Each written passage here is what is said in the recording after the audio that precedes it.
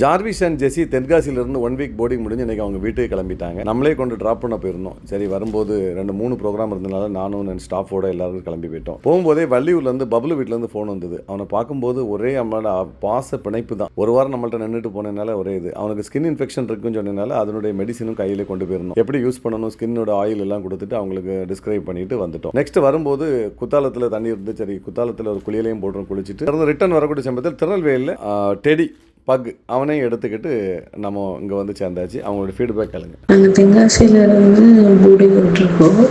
இது ஒரு 4th time boarding travels வந்து ரொம்ப நல்லாயிருக்கும். டெடி திருநெல்வேலியிலேருந்து ஏசி ரூம் தான் போர்டிங் கேட்டிருந்தாங்க. சார் அவனை தனியாக விடாண்டா, அவன் கூட யாரையாவது ஒரு சோசியலிஸ்ட்காண்டி விட்டுருங்கன்னாங்க. சரி, நம்ம மிஸ்டி இருக்கவே இருக்கான், அவனை விட்டுருவோம் சொல்லி மிஸ்டியை நான் ஏசியில் வந்தவன் தான். ஆனால் அவனை ஏசியில் அவனுக்கு டெடி கூட விட்டுருக்கோம். பக்கத்துலேயே ஒரு காக்கர் ஸ்பேனியலும் ஏசி ரூமில் போர்டிங்கில் அவைலபிள் இருக்கான். ஸோ அவங்களுக்குன்னு பெட்டு செப்பரேட்டாக கொடுத்துருக்கோம். ஏசி இல்லாத சமயத்தில் ஃபேன் ஓடிட்டுருக்கும்.